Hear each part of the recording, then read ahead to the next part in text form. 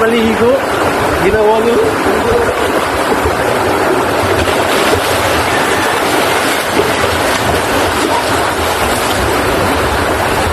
Parang bata lang mga idol ah.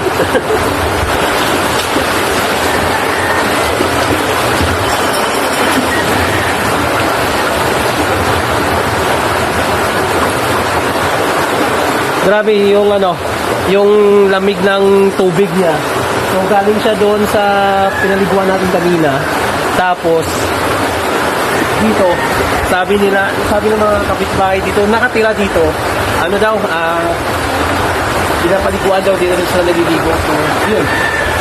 Tinry lang natin. Pero okay naman, sulit naman. Lamig ng tubig.